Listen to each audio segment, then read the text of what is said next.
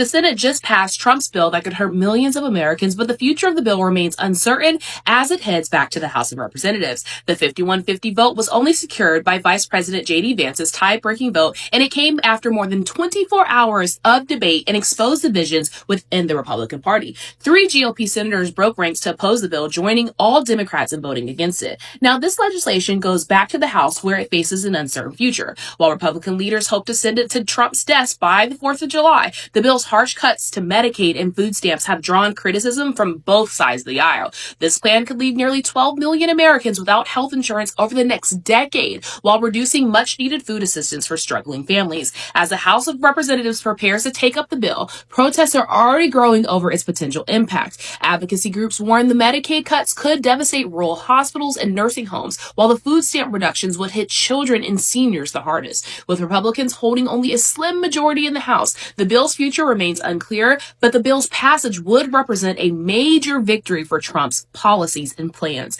The bill now heads back to the House of Representatives, and I will keep you all updated as more developments become available. A bill isn't beautiful because Trump says so. It is beautiful when it uplifts people, when it guaranteed health care, housing, fair wages, and a livable planet.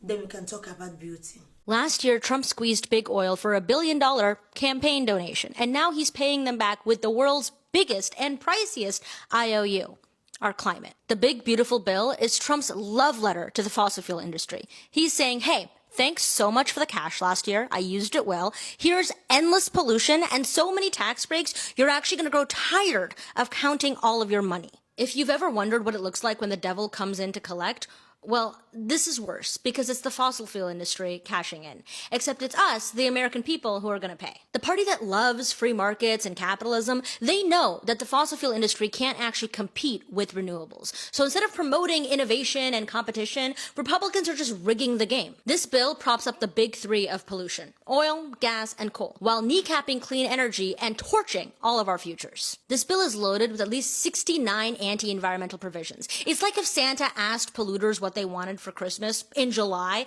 and then Republicans left everything they wanted under a burning forest at a defunct national park. This bill is going to fast-track permits for oil and gas drilling, especially on our public lands, all while gutting environmental reviews that protect our clean air and water. It's also going to slash funding for critical climate programs and clean energy production, especially efforts to cut carbon emissions, invest in renewables, and build a modern, resilient electrical grid. Methane pollution limits? Gone. Because nothing says summer fun like air that you can chew. This ugly fucking bill also repeals key parts of the Inflation Reduction Act. Remember that? Because that was the biggest climate investment in American history. This means rollbacks of tax credits for wind and solar and electric vehicles, so no wonder Elon Musk hates this bill. Not only will businesses have a harder time saving money and actually producing for their consumers, the average American family, they're gonna have higher electricity bills during the summer in a heat wave.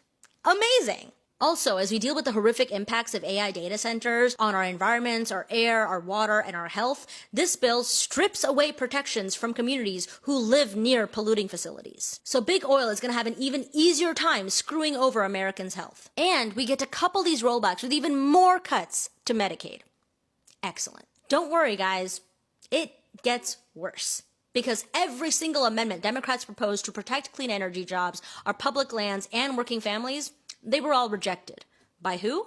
Republicans. Who else? I think even if Nurse Ratched, Sauron, Scar from Lion King, and Emperor Palpatine got together in a room, they couldn't come up with something this fucking evil. So again, the party of personal responsibility and pulling yourself up by your bootstraps, they're bailing out the oil and gas industry with subsidies and special favors. And they're destroying the few policies and regulations we have to protect Americans and promote clean energy innovation. This bill isn't about competition. It's about corruption, plain and simple. The fossil fuel industry knows that they cannot win on a level playing field. So their allies are stacking the deck and changing the rules to make sure that our taxpayer money is being used to prop up even more pollution. If you care about climate action, good jobs, and a fair economy, do not be fooled by the name of this legislation.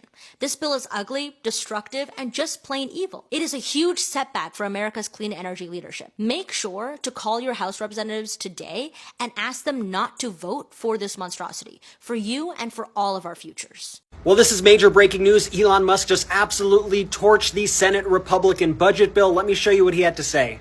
Musk just wrote, the latest Senate draft bill will destroy millions of jobs in America and cause immense strategic harm to our country. Utterly insane and destructive. It gives handouts to industries of the past while severely damaging industries of the future. And what Musk is talking about here is that the GOP budget bill quite literally gives subsidies to coal while cutting back on clean energy. Here was the thread that Musk was responding to when he wrote that. Jesse Jenkins wrote, the new Senate draft raises taxes on all wind and solar projects that have not begun construction today unless they are placed service by end of 2027 and navigate complex, likely unworkable requirements to prove that they don't use a drop of Chinese materials. After that, this bill adds a new tax on wind and solar projects that can't prove the same. Oh, and it does so while killing the tax credits to support domestic manufacturing of wind components at the end of 2027 and adding these same unworkable requirements to the credits supporting U.S. solar and critical minerals. It'll murder our clean energy manufacturing. Jenkins adds, and it actually kills the EV tax credit sooner than the House bill, after September 30th this year, rather than the end of 2025 or 12 months after the passage, as in the Finance Committee draft. This will destroy the battery manufacturing boom taking holds across Republican districts, killing hundreds of thousands of good jobs. And I gotta say, I totally agree with Elon Musk here. Why would you be gutting clean energy provisions that are creating tons of jobs in this country and give new subsidies to coal? It just makes zero sense. This is sure to throw a huge wrench in this voting process. We are going to continue to follow it here on Midas Touch, so make sure you're following along, spread the word, and add the Midas Touch podcast on Apple Podcasts and Spotify. Is anyone else feeling like this country is being run by people who don't even know what they're voting on? Because let me tell you, the chaos around this so-called big beautiful bill is the most embarrassing circus we've seen, and it's effing real. My name's Alexis Cardozo. I'm a United States Marine Corps veteran, and today we're talking about how Trump and the Republican Party are still playing roulette with your health care and our future, and you and I, we're going to talk about it. Here's how wild it is. The House Republicans only have a 220 to 212 majority, so if just 4 GOP members say nah, that's game over. Some of the holdouts include Freedom Caucus hardliners like Andy Harris. Now, he flat out said, no.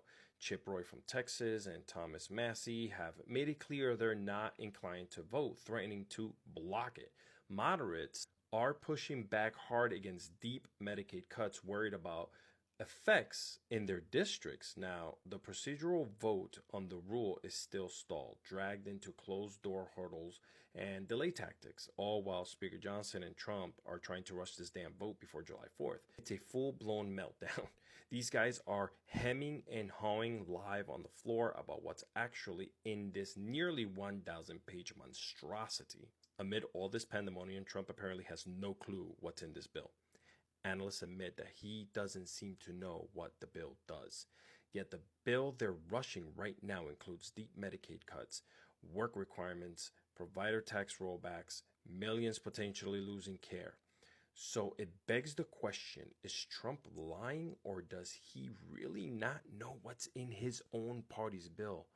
Either way, this is chaos. Trump is out here telling Republicans, if you want to win elections, you shouldn't touch Medicaid, Medicare, or Social Security. Bro, that's literally the opposite of what's in this bill. Either Trump's lying or he genuinely has no clue what his own party is doing behind his back. Beauty.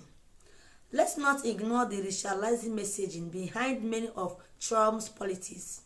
His beautiful bills often come wrapped in a dog whistle, targeting immigrant people of color and marginalized communities. But anyways, thank you for watching my videos.